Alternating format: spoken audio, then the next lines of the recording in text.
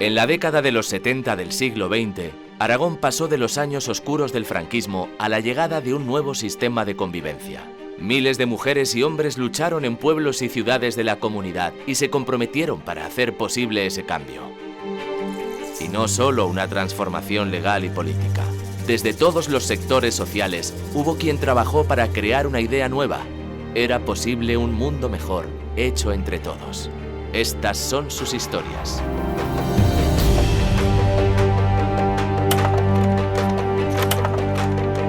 Libertad, amnistía, estatuto, autonomía.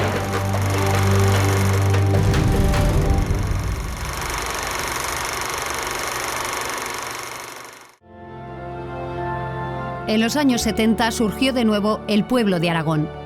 Venía de un silencio de casi 40 años y tenía, sobre todo, sed.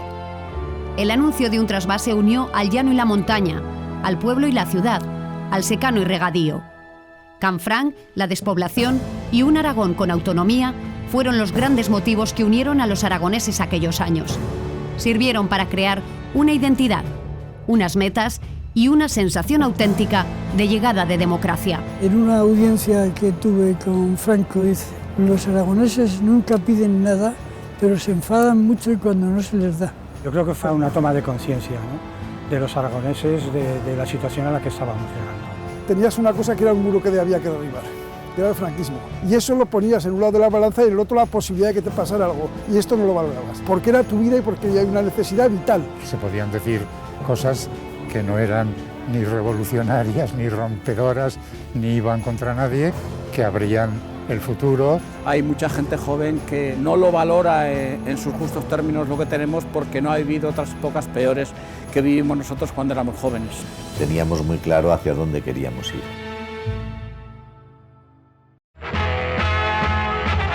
Todo un equipo al servicio de la noticia inicia su diario recorrido. Las cosas que pasan, los temas que interesan, los datos que podemos aportar. Estudio 7. Bienvenidos. Saludo cordial de Enrique Calvo en nombre de todo el equipo. A principios de los 70, Aragón sigue perdiendo población. Desde la década anterior, miles de personas, sobre todo de los pueblos, dejaban su tierra en busca de una oportunidad. En 1974, el gobierno de Franco anuncia un trasvase. Agua del Ebro para garantizar el suministro al área urbana de Barcelona. El malestar en Aragón es evidente, pero no se puede manifestar. No existe ese derecho en el franquismo. Una emisora de radio, Radio Zaragoza, concreta ese sentimiento común y lo transforma en un lema: Aragón tiene sed. Estudio 7. Querido amigo, como habrás oído posiblemente por Radio Zaragoza, pretendemos presentar un escrito de alegaciones contra el trasvase del Ebro. Nuestra intención es llevar al ánimo de la autoridad la repulsa total de todos los aragoneses que se preocupan por el tema. Quien quiera llevarse el agua y el trabajo de Aragón, se las ha de ver primero con toda su población. En 1974, el gobierno de Franco publica en enero el anteproyecto de trasvase del Ebro Pirineo Oriental, que pretendía evitar el colapso general de la economía del área metropolitana e industrial de Barcelona. Calculaban que se produciría a mediados de los 80 si no se trasvasaban 1.400 hectómetros cúbicos al año desde el Bajo Ebro. En ese momento, 250 pueblos de Aragón no tenían agua. Muchos de ellos llevaban años esperando la llegada de regadío para sus cultivos. Se presentaron 13.000 alegaciones desde Aragón. La más llamativa, la encabezada por el director de Radio Zaragoza. Desde esta emisora, y junto con Heraldo, se organizó una recogida de firmas por todo Aragón. El programa Estudio 7 recorrió centenares de pueblos recabando apoyos.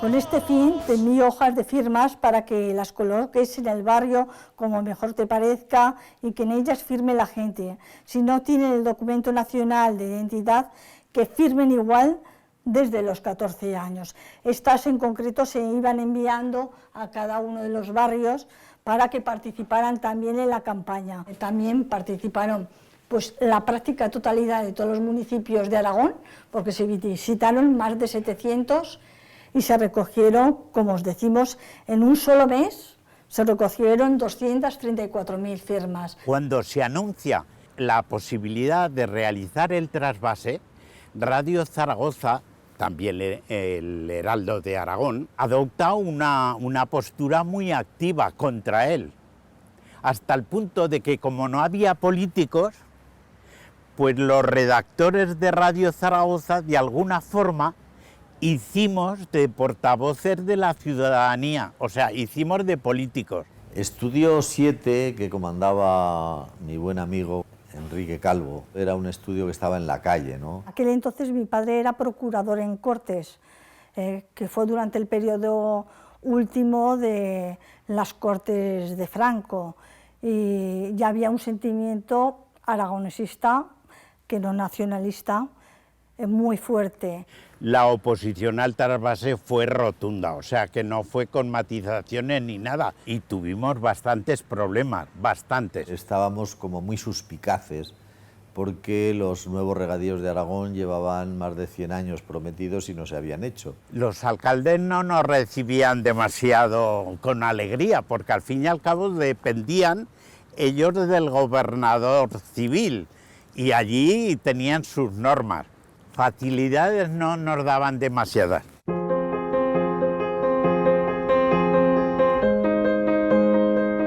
Quien encauzó políticamente ese movimiento fue sorprendentemente un representante del régimen franquista, el entonces presidente de la Diputación Provincial de Zaragoza, Hipólito Gómez de las Rozas. Heraldo y Radio Zaragoza, si no recuerdo mal, habían hecho esa colección de firmas de oposición y yo, desde luego, lo dije en el mismo acto de toma de posesión, que nos oponíamos. Y ahí empezó una lucha muy dura que afortunadamente no salió mal, porque conseguimos en parte, no digo todo, en parte nuestro objetivo de impedir el trasvase a Barcelona. En una audiencia que tuve con Franco siendo presidente, me preguntó por los riegos que faltaban en Aragón. Dice: Excelencia, muchísimos, todos los de la margen derecha y, por supuesto, prácticamente todos los de Monegros. Se quedó un poco pensativo, dice: los aragoneses nunca piden nada, pero se enfadan mucho y cuando no se les da. Hay que coger al Ebro y otro río. Con el trasvase se hace evidente que los aragoneses tienen reivindicaciones como pueblo y que son capaces de unirse para obtener un fin. Mientras se realizan las reuniones políticas para paralizar el proyecto, se suceden la muerte de Franco y la llegada de la democracia. 4 meses después de morir el dictador, se celebra en Aragón la primera gran manifestación contra el trasvase en la comunidad. Casi perdidos, pero todos unidos vamos a... Evidentemente facilitó el sentimiento de Aragón como región, absolutamente ajeno a toda pretensión secesionista, ¿no? Porque en Aragón tenemos esa suerte. El trasvase del Ebro sirvió para crear una conciencia aragonesa y que, hablando claramente, demostraba aquel principio de que unidos contra alguien éramos más. Todo aquel movimiento que se manifestaba pues, en múltiples declaraciones y proclamas por parte de lo que era la institución y en la que Radio Zaragoza jugó un papel muy fundamental, se solapó con otro que había en la calle, situado muchísimo más a la izquierda, en la que se salía a protestar por aquello que se consideraba era un expolio más a una tierra que ya de siempre venía siendo expoliada. El agua es algo que nos aúna. Al fin y al cabo, aunque Zaragoza tenga el 50% de toda la población de Aragón, todos los que han hecho Zaragoza han venido de Huesca, han venido de Teruel, han venido de la Vega de Zaragoza, han venido de las tierras de Baldío y saben perfectamente de dónde venimos y sobre todo teníamos muy claro hacia dónde queríamos ir. El 4 de julio de 1976 se conmemora en Caspe el estatuto que los aragoneses aprobaron 40 años antes, en 1936, y que la guerra civil dejó en suspenso. Todavía no existía libertad de manifestación y la convocatoria se camufló bajo la apariencia de una conferencia y un concierto posterior. Pero para acudir a estos actos se fletó un tren entero desde Zaragoza.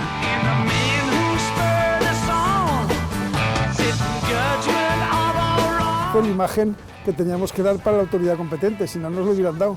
Si decimos que allí vamos a ir todas las fuerzas de oposición a montar un mitin antifranquista, te aseguro que no nos hubieran dejado salir de Zaragoza. Entonces, en principio, era una conferencia con un concierto. El Seminario de Estudios Aragoneses era quien, en esencia, estaba detrás. Hay que tener en cuenta que había muchísima gente de muchos colores políticos, ideológicos, que en el fondo pues estaba abogando porque hubiera un cambio.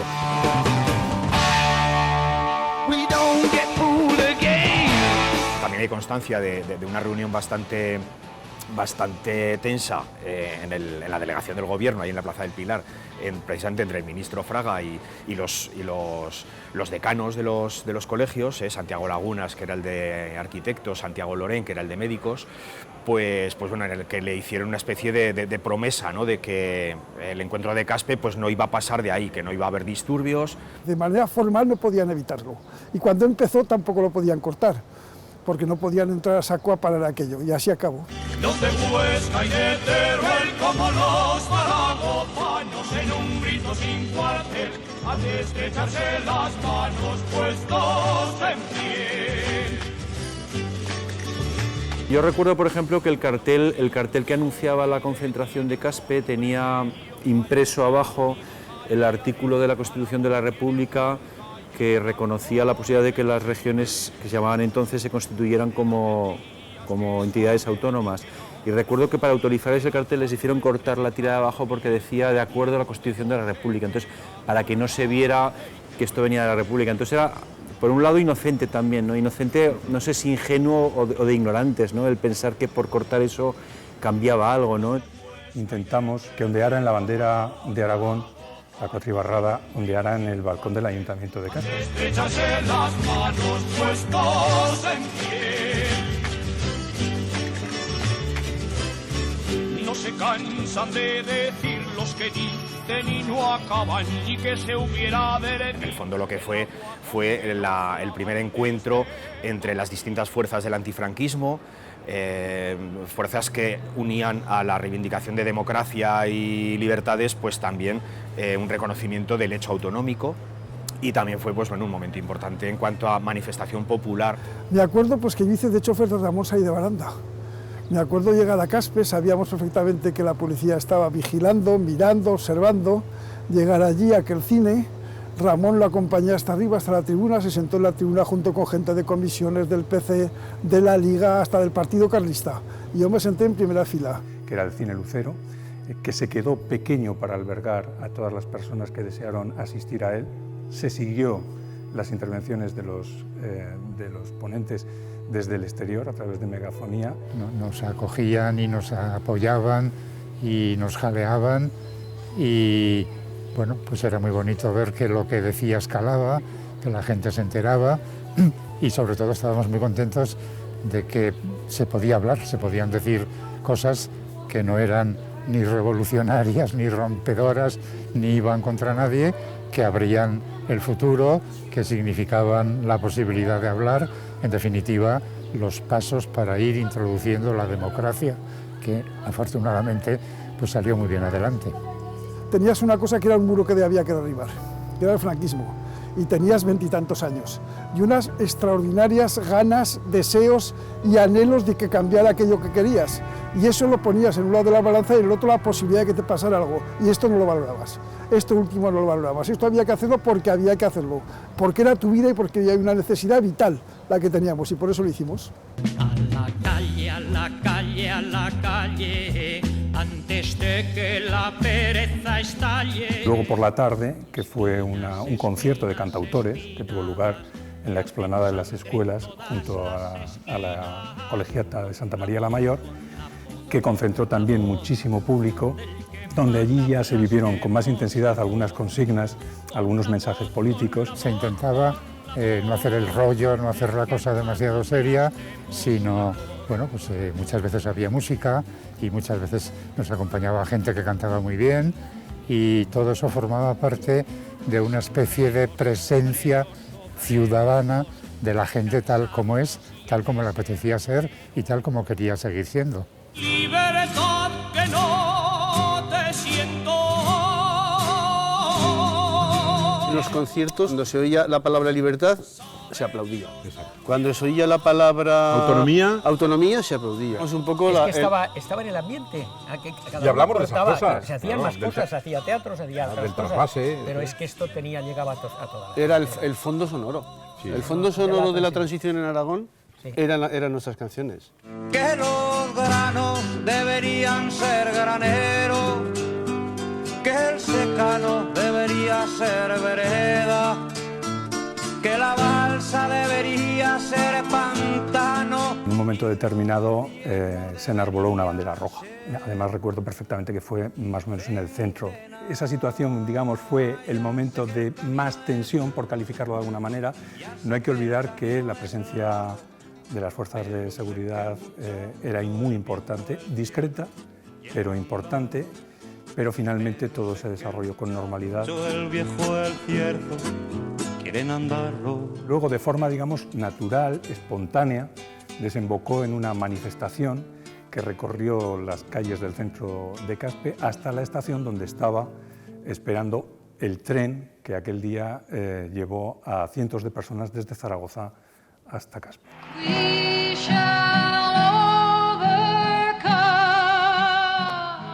Yo creo que puede calificarse de la primera gran manifestación autonomista en Aragón en ese momento. Sí. Creo que había pues mucho apoyo, mucha solidaridad, un convencimiento de que eso era positivo, de que estábamos dando pasos hacia adelante. O sea que por eso son recuerdos pues casi emotivos, casi. Ese sentimiento de ilusión, de esperanza, se contagió muy pronto de todos. Y la verdad es que en aquel momento ya empezaba a haber un esbozo de algo, que hasta entonces eran simples rambalazos. En Caspe empezó a haber un esbozo de algo.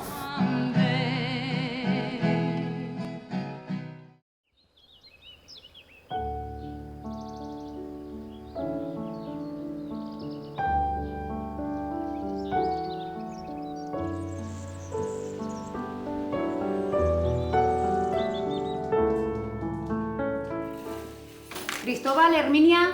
Pase, que aquí están los dos. ¿Qué tal?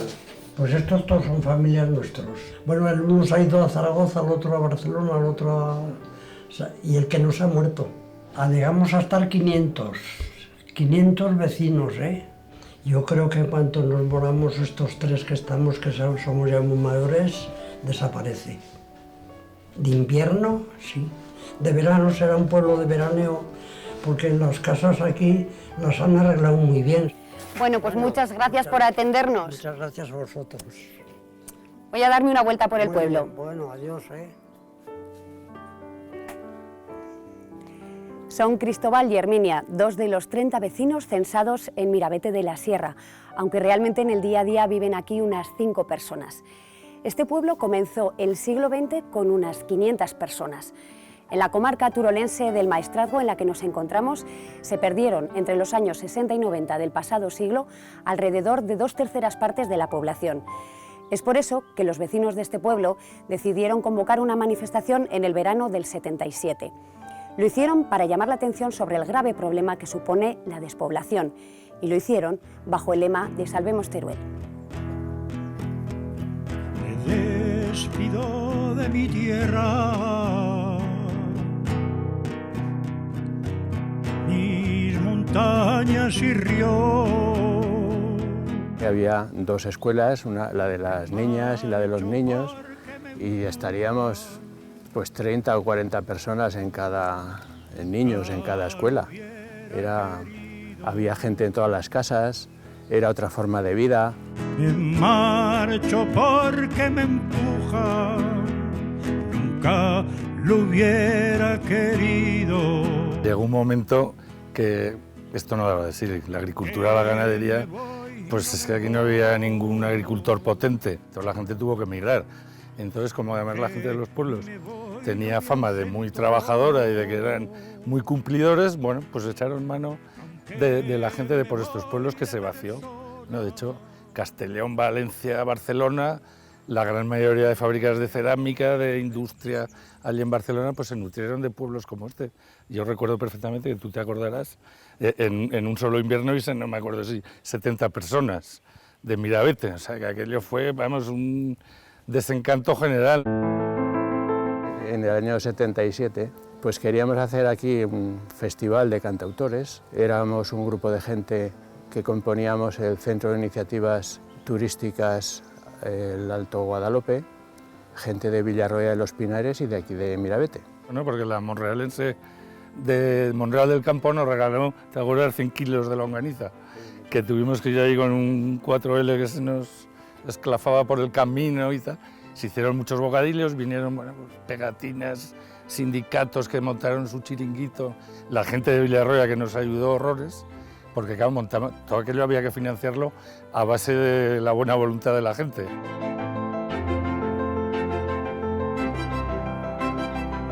Después, recuerdo, por la noche se hizo como una pequeña asamblea de la gente que quedaba ahí en la puerta del ayuntamiento, y es donde se cogieron las ideas para redactar lo que luego se llamó el Manifiesto de Mirabete, que es donde se recogían, pues, las inquietudes que había en la zona, las carencias y lo que se reivindicaba un poco de cara pues, a que alguien hiciera caso.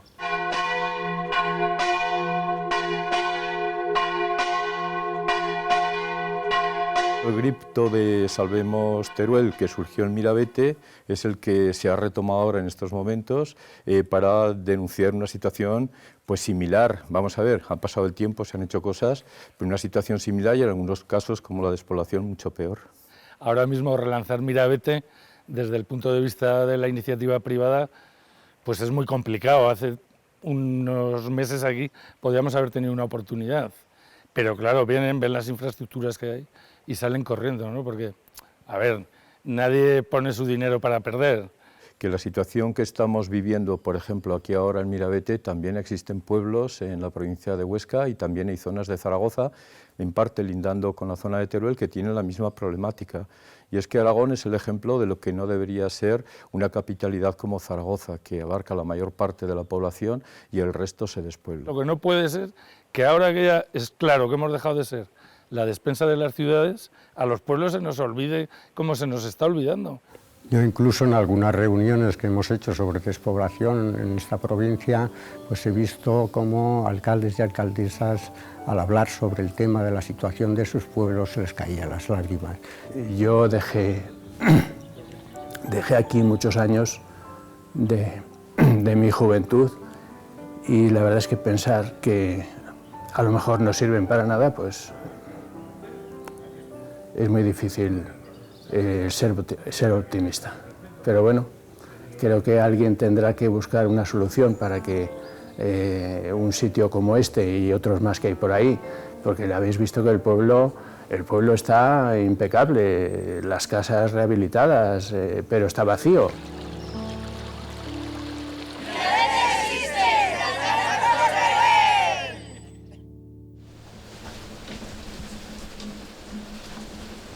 En 1978, la línea del Canfranc cumplía 50 años. 8 años antes, el accidente del Estanguet fue la excusa que los franceses buscaban para cortar esta vía de comunicación entre los dos países. Desde 1975, distintos colectivos de izquierdas enarbolaron cada año la reivindicación de la reapertura de Canfranc, pero fue en el 78 cuando la convocatoria se convirtió en multitudinaria. En el año 70... bueno, se cayó un tren en un puente, se supone que se cayó. Entonces, de los años 70 ya en adelante, esto fue cada vez a menos y se dejó caer todo. Antes de esto, pues era todo plantillas de Renfe, de aduanas, de todo eso, y todo eso desapareció ya con la cierre del tren, desapareció. Bueno, el puente no se hundió, simplemente se descolgó un vagón, el vagón se accidentó, dio un golpe a uno de los laterales del puente y el puente lo desmontaron, o sea, con la clara intención de cerrar el funcionamiento del ferrocarril. Quedó una frustración muy grande cuando se paró el tren. Todo el mundo sabía que aquello no funcionaba bien, que no venían mercancías de Francia para aquí, de aquí para Francia ya había pocas, y que los franceses algo tramaban.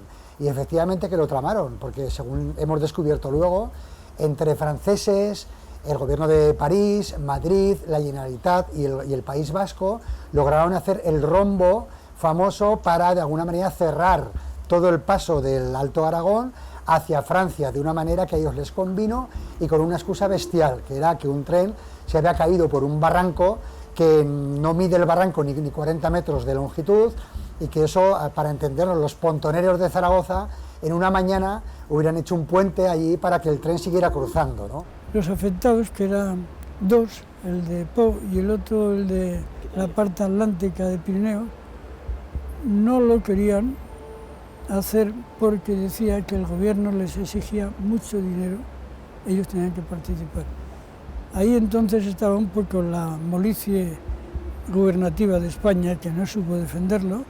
Ya tenían las dos regiones más poderosas, País Vasco y Cataluña, tenían salida y no les convenía tener otra salida en el centro.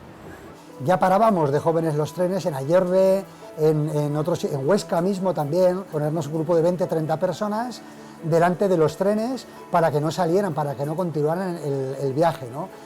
Bueno, todo aquello fue ganando fuerza y fue cuando, sobre todo del Sindicato Comisiones Obreras, se hace el primer tren, la primera manifestación histórica aquí en Canfranc, y a partir de ahí fueron numerosas, llegando a subir incluso alguna vez hasta casi 12-13 trenes completos hasta Canfranc para protestar por la reapertura. En 1975, cuando los sectores más inquietos de la sociedad aragonesa se preocupan de que ya han pasado 5 años desde el accidente de Estanguet y esto no tiene visos de que se vaya a recuperar el tráfico, y entonces una asociación histórica, el Sindicato de Iniciativa y Propaganda de Aragón, tienen la idea de organizar un tren memorial que suba a Canfranc a reivindicar la reapertura. Quien había impulsado había sido Comisiones Obreras y mucha gente de Zaragoza y de Huesca que estaban reclamando la reapertura del ferrocarril. Yo creo que fue más que nada una toma de conciencia, ¿no?, de los aragoneses de la situación a la que estábamos llegando. Yo creo que fue un poco el arranque, eso y el trasvase, los dos motivos mayores que hubo de movilización ciudadana en nuestra comunidad en aquella época. Un grupo de personas se moviliza sobre todo en Zaragoza, también en el resto de Aragón, el SIPA y sus simpatizantes, y muchas personas, muchos intelectuales, políticos, sindicalistas, etc. Casi un símbolo de lo que iba a ser la transición, porque en aquel tren podía ir en un departamento los presidentes de las 3 diputaciones provinciales, nombrados a dedo por el ministro de la Gobernación, pero es que en el departamento de al lado iba la Junta Democrática de Aragón y se encontraban en el pasillo y hablaban, y aquello fue como un soplo de aire fresco. Esto fue en el mes de julio. Es decir, que todavía faltaba hasta noviembre, cuando murió el dictador.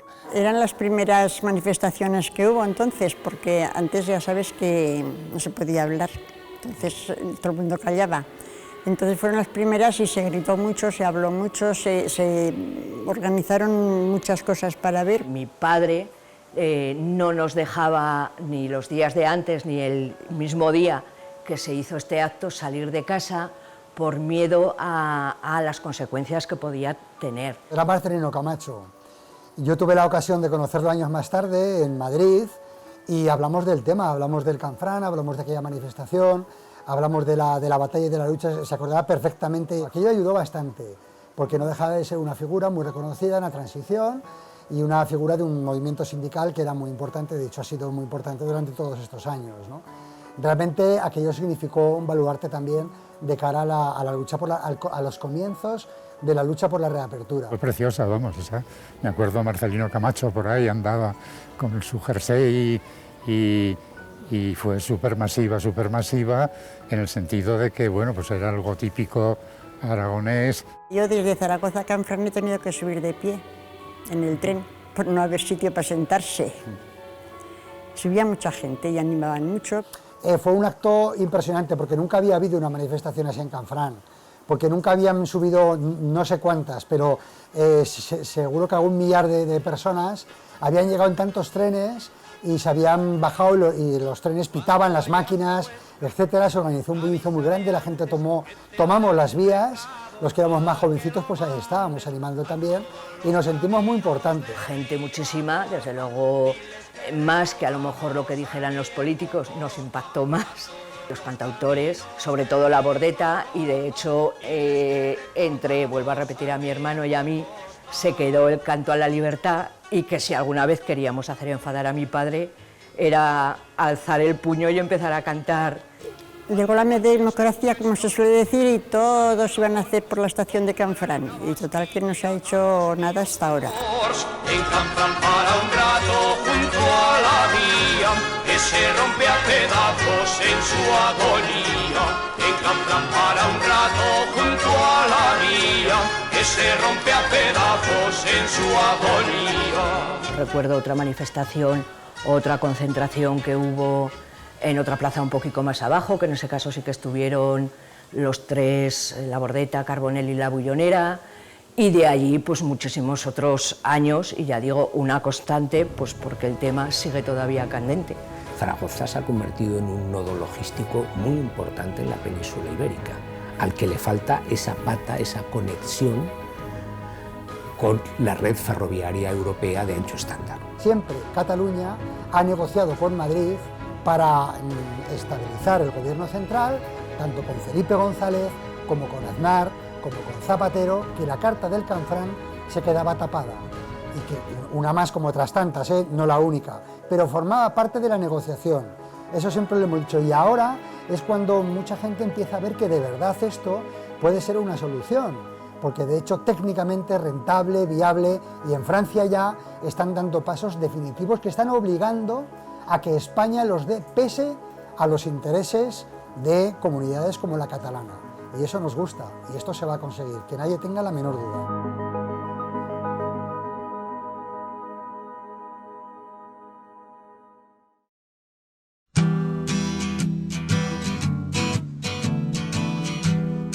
Las manifestaciones dejaron en evidencia la movilización de una sociedad que quería expresar quién era, lo que le gustaba y lo que no. Así, en las calles, numerosos colectivos llevaban sus peticiones. Empezaron a despertarse la conciencia de que tenía que haber, aparte de un movimiento político y un movimiento reivindicativo, la aparición de nuevas reivindicaciones, como era la ecología, como eran las mujeres, los movimientos que sí que tenían que ver con lo que era la idiosincrasia y lo que consideramos que formaba parte de nuestro territorio, arrastraban a muchísima gente. Las centrales como Chalamera se descartaron en un primer momento porque, sorprendentemente, arrastraron detrás de sí a un montón de gente que decidió que no se iba a poner, eran los tiempos de la batalla antinuclear. Las centrales hidroeléctricas, las centrales nucleares, hay que recordar también aquella manifestación que hubo en Huesca contra la central nuclear de Chalamera, luego las de Caspe también, aunque quizá tuvieron menos impacto que la de Chalamera, porque fue una de las manifestaciones antinucleares pioneras que hubo en España, y curiosamente fueron alcaldes franquistas los que fueron a protestar delante del gobernador civil de la provincia, ¿no? Defensa de Intereses del Bajo Aragón, que así se llamó esta asociación, que se formó sobre la marcha, casi improvisadamente. El Plan Energético Nacional contemplaba una verdadera explosión de proyectos de construcción de centrales nucleares. Se preveía la construcción de 2 grupos nucleares en los términos municipales de Sástago y Escatrón. Lo que en principio parecía que era solamente un tema de trámite, poco a poco se fue divulgando y fue creciendo un sentimiento de oposición a la instalación de estos grupos nucleares.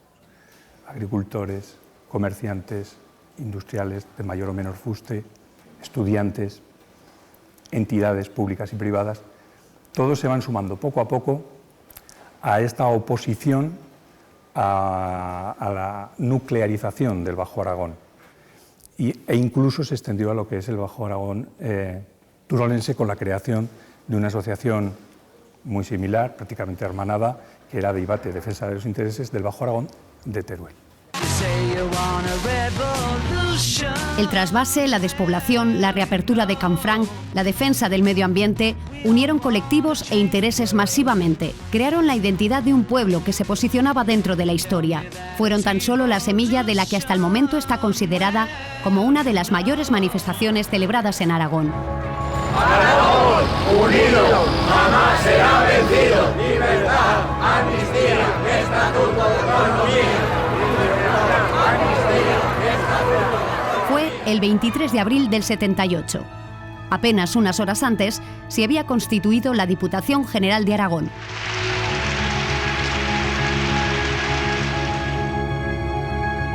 La manifestación empezó sobre San Juan de la Cruz, pero Fernando el Católico, casi Plaza San Francisco, y llegamos hasta la Plaza de España. Y allí se dieron los discursos desde el balcón de la Diputación.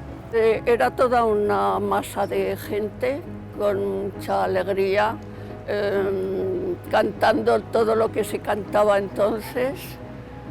Estaba repleto de banderas, eso sí, y sobre todo pues de mucha ilusión con la gente. Se le veía incluso a muchas personas, muchos ciudadanos, hasta con los ojos iluminados de la ilusión que les hacía todo eso. Estaba todo mezclado, ¿eh?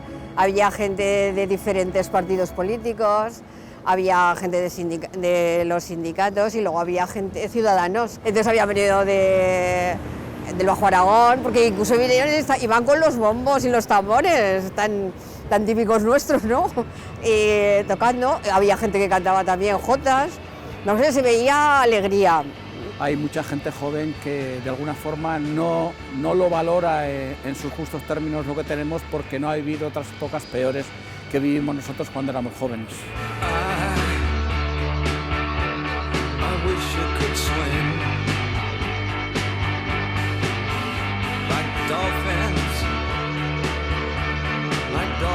Yo había sido organizadora de esa manifestación, sabía que iba a ser un éxito, pero un éxito tan impresionante creo que nunca lo pensamos.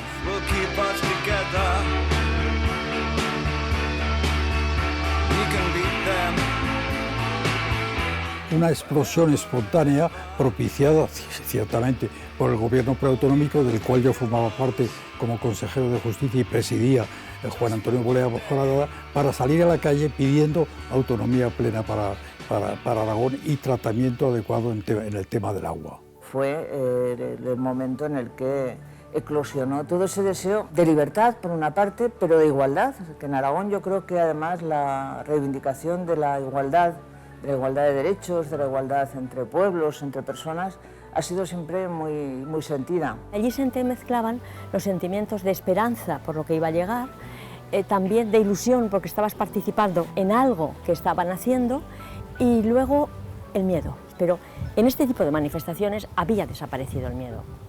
Ya no se corría delante de los grises. Una marea inmensa copaba toda la plaza de España y todo el Paseo de Independencia en un acto de exaltación, de identificación y de comunión autonómica que ya no hemos vuelto a tener igual en Aragón. Pues en primera fila y encantado de saber la respuesta tan impresionante que había habido de la gente, que además se iba sumando gente conforme íbamos avanzando, pero también desde los balcones y desde las ventanas.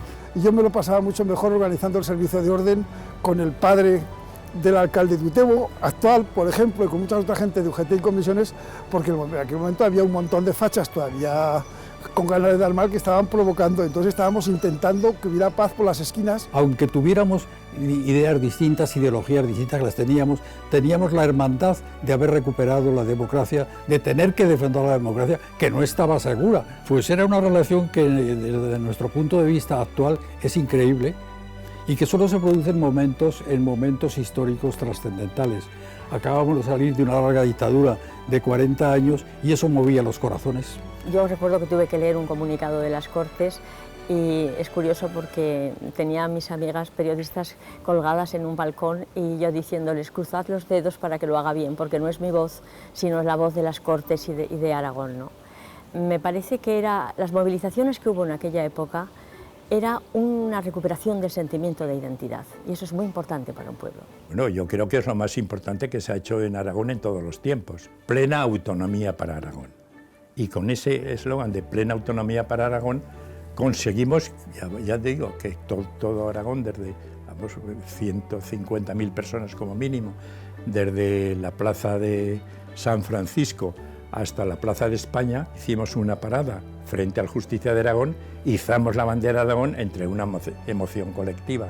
Y aquello, pues evidentemente, es un hito que hay que recordarlo como de los más emotivos que se han producido.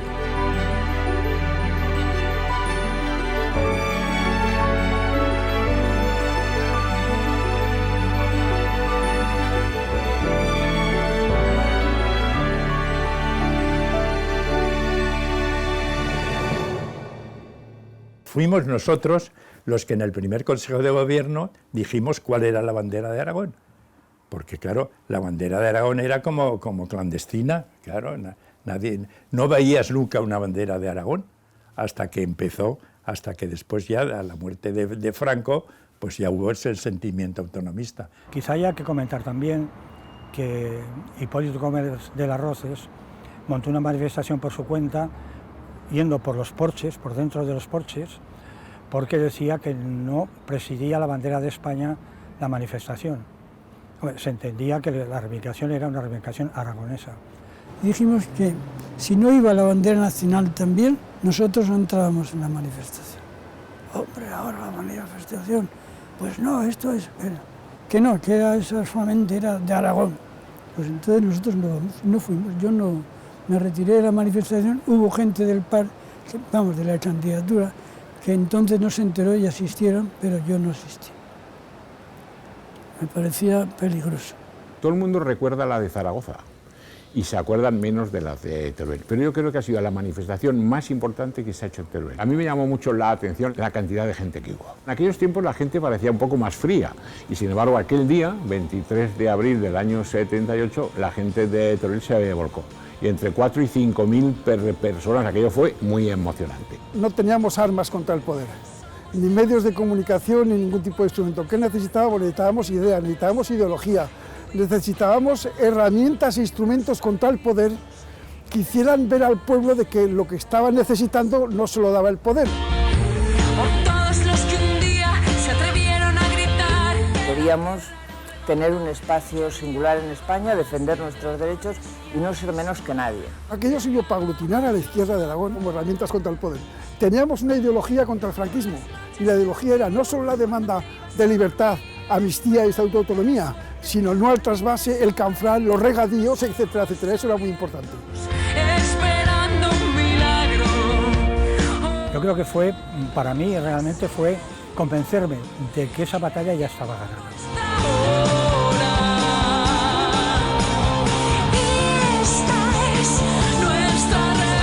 Entonces dije, ahora sí que podemos decir que ha terminado la guerra civil. La gente veía que podía hablar, que podía decir lo que quería.